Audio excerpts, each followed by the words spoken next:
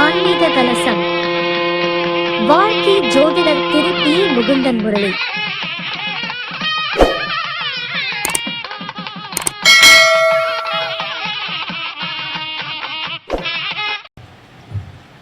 மகரிஷி ஜோதிட ஆராய்ச்சி அறிவகத்தின் 86வது மாதாந்திர சிறப்பு குற்றத்திற்கு என்னை பேசலைத்த உயர் திரு முகுந்தன் முரளி ஐயாவிற்கு பாதம் பணிந்த ஆசிரியர் வாங்கிட்டேன்.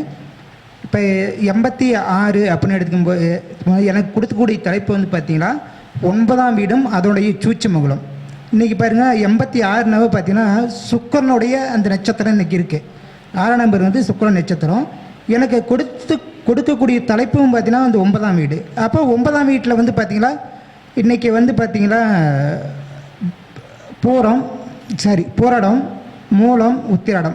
இப்போ உத்திராட நட்சத்திரத்தில் நம்ம இருக்கோம். எனக்கு கொடுக்கக்கூடிய தலைப்பும் இந்த 9ம் 5ம் தான் சம்மந்தப்படுது.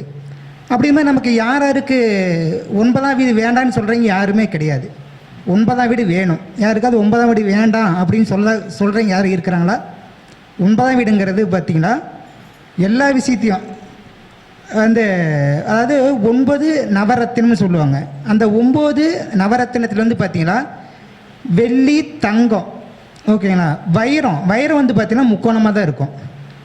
அப்போ பாருங்கள் இன்றைக்கி வந்து பூரண நட்சத்திரம் இருக்குது, சுக்கிரனுடைய அந்த நட்சத்திரம். அப்போ நமக்கு வைரம் மாதிரி ஜொலிக்கணும் அப்படின்னா 9ஆம் வீடு ஒருத்தருக்கு நல்ல வலுத்து இருக்கணும்னு சொல்லுவாங்க.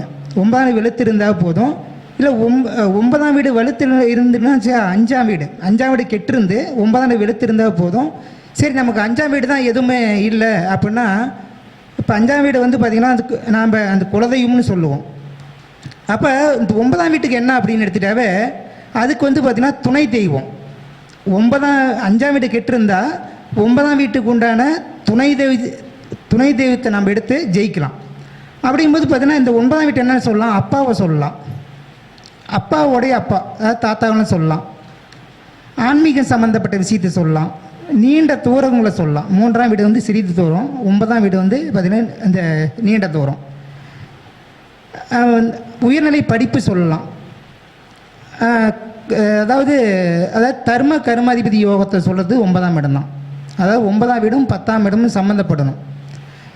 அப்போ அதுக்கும் வந்து 9ஆம் வீடு வேணும். எல்லாத்துக்கும் பார்த்தீங்களா 9ஆம் வீடு 10ஆம் வீடு சம்மந்தப்பட்ட கோயில் கட்ட முடியும் அப்படின்னு சொல்லி நிறைய பேர் கேட்பாங்க ஜாதகம் பார்க்கும்போது. என்னங்க எனக்கு நீங்கள் சொன்ன இடத்துலலாம் இருக்குது அந்த கிரகம், எனக்கு அந்த யோகம் வள்ளி அப்படிம்பாங்க. 9, 10 சம்மந்தப்பட்ட எல்லாருமே இந்த கோயில் கட்டுறது, தெய்வ பணி செய்கிறது அப்படின்னு சொல்கிறாங்க. இதில் பேரும் புகழும். அவர் நல்லா சம்பாதிப்பாடு, வேலை செய்யாமல் சம்பாதிக்கக்கூடிய இடம் வந்து கரெக்டாக 9ஆம் இடம் தான். ஓகே, எல்லாத்துக்கும் 9ஆம் இடம் 10ஆம் இடம் சம்மந்தப்பட்டு கோயில் கட்ட முடியும், தெய்வ பணி செய்ய முடியும், ஏன்னா என்னென்ன கோயில் கட்டலை அப்படின்னா கேள்வி கேட்குறாங்க. அப்போ வந்து இது வந்து பார்த்திங்கன்னா நல்லா சம்பாத்தியம், எதுவுமே அலட்டியாமல் சம்பாதிக்கிறது.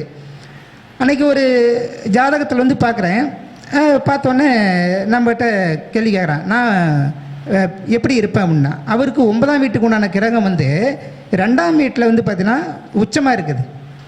அப்போ நான் ஒன்று சொன்னேன், நான் தம்பி நீ கல்யாணம் பண்ணிக்கடா சீக்கிரம், உனக்கு சூப்பராக இருக்கும் அப்படி சொன்னேன்.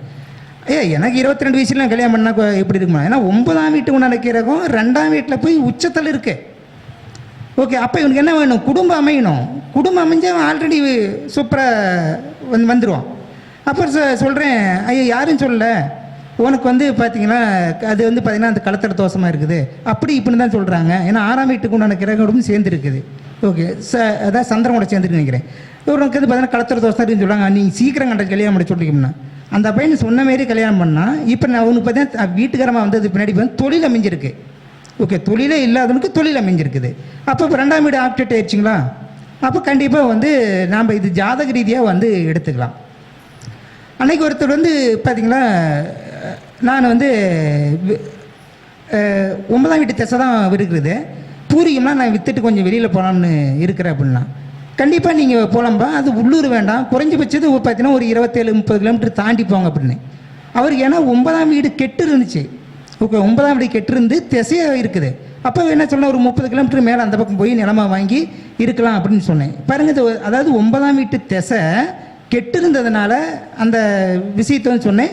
அவர் விற்றுட்டு வெளியில் போய் வீடு வாங்கியிருக்கிறாங்க.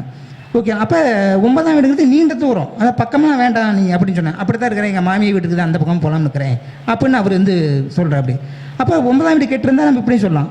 அதே வந்து 9ஆம் வீட்டில் வந்து பார்த்தீங்கன்னா ஒரு பையன் வந்து ஜாதத்தை கொண்டாரான், அவங்க அப்பா இல்லை, அவங்க அப்பா அடப்பல் தாம்ப இறந்துருப்பா அப்படிங்கிறேன். அண்ணா ஆமாண்ணா அப்படிங்கிறான். எப்படி அதுக்குள்ள ஜாதம் பார்க்க அப்படி? ஓகே. அவர் 9ஆம் வீட்டு திசையை வந்து ராகு திசை, அந்த ஜாதத்துக்கு 9ல் இருக்குது. பாவகிரகம் ஒரு 9ஆம் வீட்டில் இருந்தாவே அவங்க அப்பாவோ குடும்பத்தார அடப்பல் தான் இறப்பாங்க. இது வந்து என்னுடைய ஜோதிட அனுபவத்தில் 9ஆம் வீட்டில் பாவக்காரகம் இருந்தால். அதே வந்து பார்த்திங்கன்னா 9ல் வந்து சனி இருக்குது, அப்பனுக்கு ஆகாது அப்படின்னு ஒருத்தர் வந்து சொல்கிறாங்க. சனி திசை ஓடிட்டு இருக்குது அவருக்கு. ஓகே. யார் சொன்னது 9ல் சனி இருந்தால்? இன்னும் சூப்பராக தான் இருக்கிறாங்க. ஓகேங்களா? ஏன்னா 9ல் சனி இருந்தால் அதாவது அப்பனோட பையன்தான் சனி, அவரோட திசை தான் ஓடுது. அது என்ன பண்ண தாத்தாவை தான் பாதிச்சு. இல்லைப்பா உங்கள் அப்பாவுக்குலாம் எந்த ஒரு பாதிப்பு இல்லை சாமி, வந்து பார்த்தீங்கன்னா உங்கள் தாத்தாவுக்கு தான் அப்படின்னு சொல்கிறேன். அதேமாதிரி சொல்கிறேன் தாத்தா தான் இறந்தா அப்படிங்கிறாங்க. ஓகே. அவங்க எல்லாரும் பார்த்தீங்கன்னா அப்பாவுக்கு ஆகாது நீங்கள் அப்பாவை சொல்லிட்டு இருக்கும்போது மறைமுகமாக ஒரு கிரகம் போய் பார்த்தீங்கன்னா தாத்தாவை பாதிச்சிருச்சு. ஓகே. இப்படி வந்து அந்த 9ஆம் வீட்டுக்கு உண்டான கிரக நிலையை நம்ம எடுத்துக்கலாம். இதே வந்து பார்த்தீங்கன்னா ஒருத்தருடைய ஜாதத்தில் 5ல் சனி இருக்குது, 9ஆம் வீட்டுக்கு உண்டான லக்கணம். ஓகே. 9ஆம் வீட்டுக்கு உண்டான திசை 5ல் இருக்குது. ஓகே. அப்போ 5ல் வந்து இருக்கும்போது என்னங்கிறாங்க, இது பார்த்தீங்கன்னா உங்கள் பூர்வீகம் ஆகாது அப்படி என்ன சொல்கிறாங்க. தம்பி உனக்கு பூர்வீகம் ஆகும், பூரி இன்னங்கடா கொஞ்சம் பார்த்தீங்கன்னா வாங்குறது உண்டான வாய்ப்பெலாம் இருக்குது அப்படின்னு சொன்னேன். அது எப்போனா உனக்கு குழந்தை பிறந்து பின்னாடி, ஆனால் எனக்கு பயம் பிறந்திருக்கு அப்படின்னாங்கிற அவன் பூரியும் வாங்கியிருக்கிறாங்க. ஓகேங்களா? அதாவது இப்போ பார்த்தீங்கன்னா சித்தப்பாரு பெரியப்பாருனால கிரையுமே பண்ண தேவையில்லை, சனிங்கிறது தான் மந்தம். ஓகே. அப்போ வந்து பார்த்தீங்கன்னா அதே 5ஆம் வீட்டுக்கு உண்டான இது வந்து திசையில் அந்த இடத்துல வந்து பார்த்தீங்கன்னா அப்படி சொன்னேன் ஓகே அப்படின்னாங்க. அதே வந்து பார்த்தீங்கன்னா 9ஆம் வீட்டுக்கு உண்டான கிரகம் ஒரு ஜாதகத்தில் வந்து பார்த்தீங்கன்னா இந்த 4ஆம் இடத்துல இருக்குது. ஓகே. அப்போ வந்து பார்த்தீங்கன்னா உனக்கு கண்டிப்பாக அந்த வீடு கட்டுற யோகம் இருக்குது அப்படி சொல்லலாம். யாருடைய இடத்துல கட்டலாம் அப்படின்னு அவன் கேட்குறான். ஓகே. அப்போ என்ன சொன்னால் அம்மாவுடைய வம்சவிலேருந்து ஏதாவது உனக்கு சொத்து வந்தால் அந்த இடத்துல கட்டலாம் அப்படி சொல்லலாம், இல்லை சுய சம்பாத்தி இருந்தாலும் கட்டலாம் அப்படின்ட்டு. அவர் அம்மாவுடைய பார்த்தீங்கன்னா 2 பொண்ணுங்களாம், அவங்க வீட்டிலலாம் பிரித்து விட்றாங்க, அதில் கட்டினா எனக்கு எந்த பிரச்சனையும் இல்லையான்னு கேட்குறாங்க. ஓகே. அப்போ வந்து பார்த்திங்கன்னா இந்த 9ஆம் வீட்டுக்கு உண்டான கிரக நிலையத்தை வந்து எடுக்கலாம். ஓகே. அப்போ 9ஆம் வீட்டுக்கு உண்டான அந்த கிரக நிலையை வந்து பார்த்திங்கன்னா அது பாருங்கள் 9க்கு 9 பற்றி பார்த்தீங்கன்னா 5ஆம் இடம் தான் வரும். அப்போ 9க்கு 9 5ஆம் இடம் போது இவனுக்கு பூர்வீகம் ஆகுமா ஆகாதா? ஓகே. அப்போ 9ஆம் வீட்டுன்னு 5ல் போய் இருக்கிறனால இவருக்கு கண்டிப்பாக பூர்வீகம், அதாவது தாத்தா சொத்து, ஓகே, பரம்பரை சொத்து அப்படிமாரி எடுத்துக்கலாம். இப்போ இன்னொரு ஜாதகத்தில் வந்து பார்த்தீங்கன்னா கும்பல் லக்கணம் 2ல் வந்து சுக்கிரன் இருக்குது, 9ல் வந்து அந்த ராகு இருக்குது. இது வந்து பார்த்திங்கன்னா தம்பி உனக்கு வந்து இந்த ராகு தேசத்தில் பாட்டியால் ஏதாவது ஒரு வகையில் உங்களுக்கு கொடுக்கலாம். ஏன்னா ராகுக்கு இடம் கொடுத்த கிரகம் சுக்கிரன் உச்சம், உங்கள் பாட்டியால் ஏதாவது ஒரு வகையில் உங்களுக்கு ஆதாயம் உண்டு சாமி அப்படின்னு. ஆனால் வீடு கட்டுறதுக்கு எங்கள் ஆயா 5 பவுன் கொடுத்தாங்க, அதை நான் விற்றே விட்டேன் அப்படின்ட்டான். ஓகேங்களா? அப்போ பாருங்க அவன் சொல்லுவான் ஆயவாள இது உனக்கு இது கிடைக்கும், ஃபஸ்ட்டில் நான் அடமானத்தை சொன்னாலும் இல்லை விற்றுவிட்டே பண்ணிடுறான், இப்போ கொஞ்சம் அதிக ரேட்டாக போச்சு ஆயா சொல்லிச்சான். பாருங்கள் மற்ற எதாவது கேட்டான்னு சொல்லி சமாளிச்சுக்கிறேன் அப்படின்னு. அது பாருங்கள் அந்த ராகு ப்ளஸ் சுக்கிரன் வரும்போது ஏதாவது பெண்களால் ஆதாயம். நான் சந்திரனை வந்து எடுத்து பண்ணால் அம்மாவை சொல்லுவோம், அம்மாவுடைய அம்மாவையும் சொல்லலாம். ஓகே. அப்போ சந்திரனா பெண்ணு, அப்புறம் அம்மாவுடைய வம்ச வழியில் இதுமாரி சொல்லணும். அதே மாதிரி பார்த்திங்கன்னா 9ல் வந்து பார்த்திங்கன்னா சூரிய இருக்குதுமா. சூரியன் வந்து இருந்துச்சுன்னா என்ன சொல்லுவாங்க, பாவக காரணாஸ்தின்னு சொல்லுவாங்க. சப்போஸு அந்த சூரியன் திசையாக இருந்து 9ஆம் இடத்துல சூரியன் இருந்தால் பாவக காரணம். ஆனால் சூரியனா நம்ம ஒருத்தர் தான் எடுத்துக்குவோம், பாட்டை இருந்தால் அப்பாவை பற்றி கவலைப்பட தேவையில்லை. ஓகேங்களா? அப்பாவை எந்த ஒரு வகையிலும் பாதிக்கிறது இல்லை, பாட்டனை தான் பாதிக்கிறது. ஓகே. சூரியன் திசையில் தாத்தா இருந்தால், தாத்தா இல்லைன்னா அப்பாவை பாதிக்கும், அரசு சம்பந்தப்பட்ட பிரச்சனைகள் வரும் அப்படின்னு சொல்லணும். ஓகே. இப்போ நம்ம அதை விட்டுலாம். 9ஆம் வீடு என்னன்னா உனக்கு அரசு வீடு வரைஞ்சாமி எழுதி போடு அப்படின்னு. ஓகேண்ணா?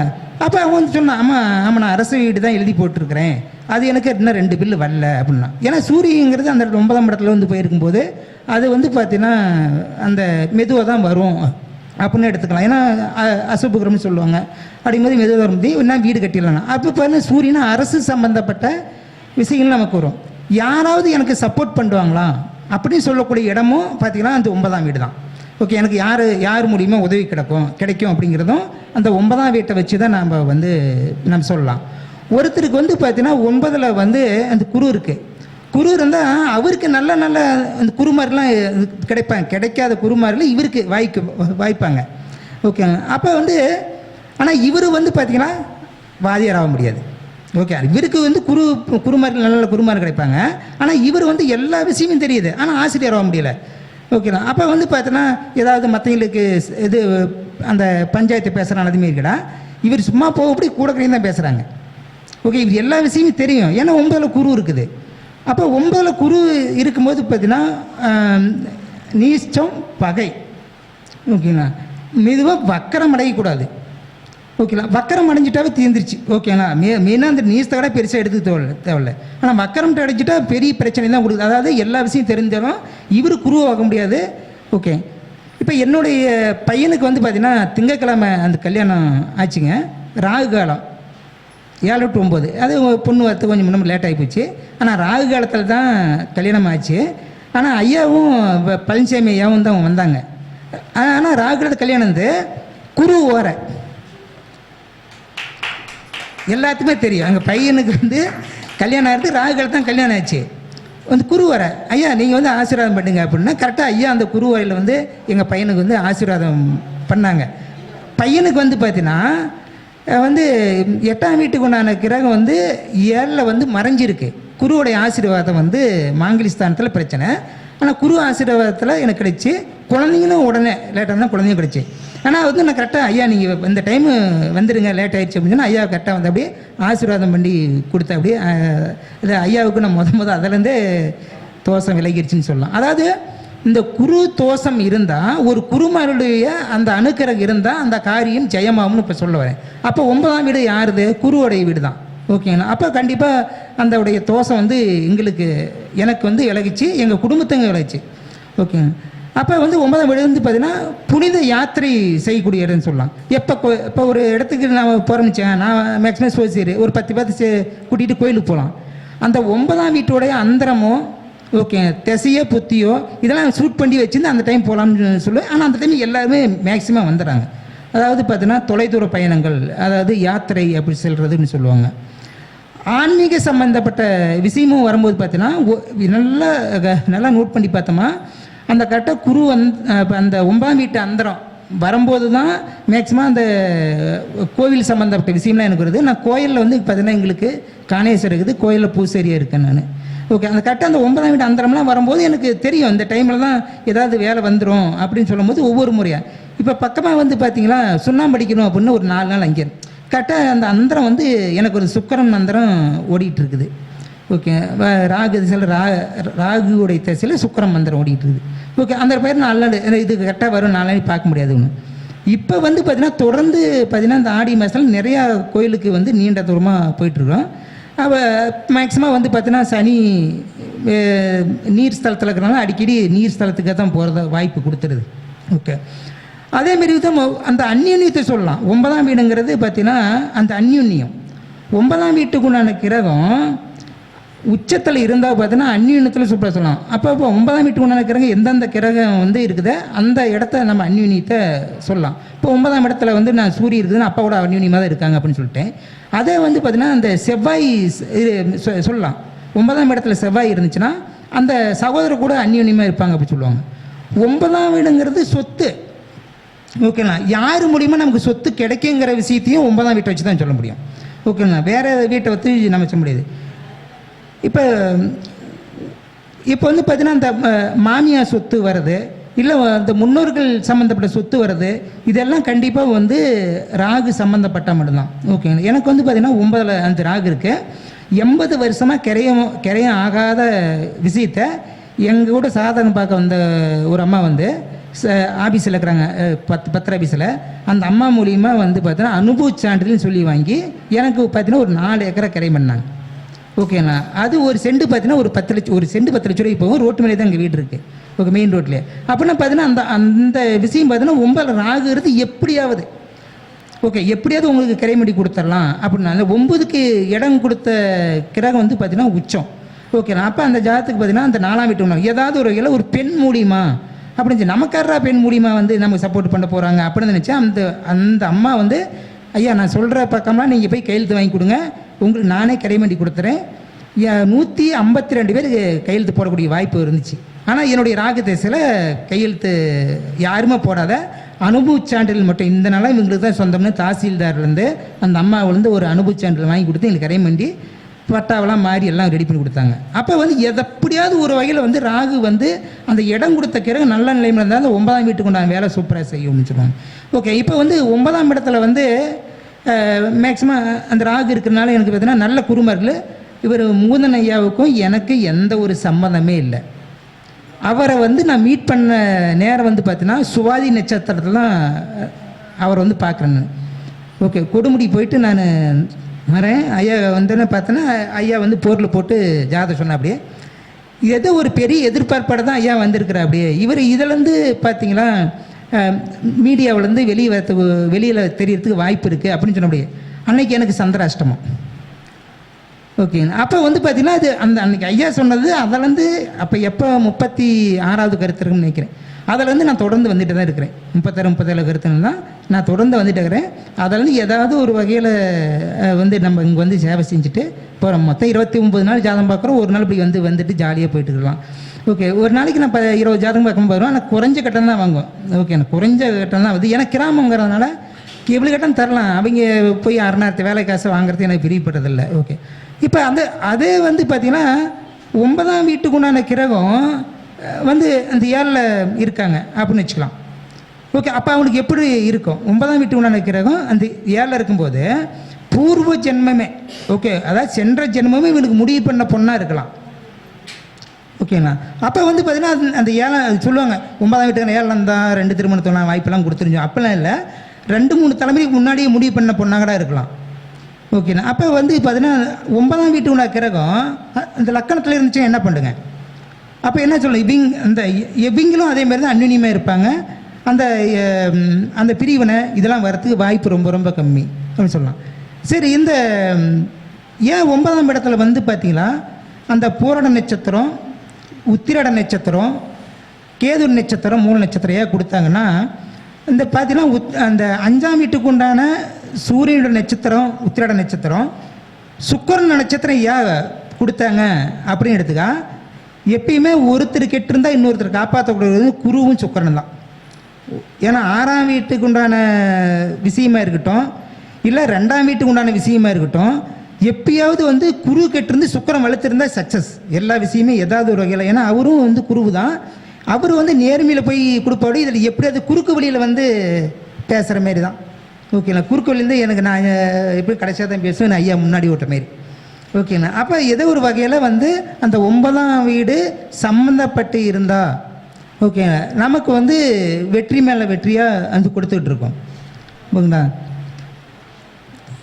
எனக்கு பேச வாய்ப்பு கொடுத்த ஐயா முகுந்தன் முரளி ஐயாவுக்கு நன்றிகள்.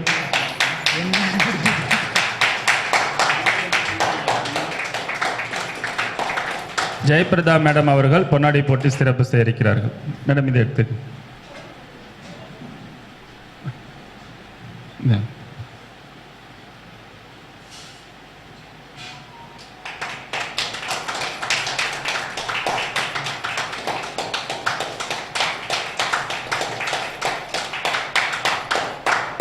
அடுத்த சிறப்பு பேச்சாளராக நம்முடைய முருகேசன் ஐயா அவர்கள்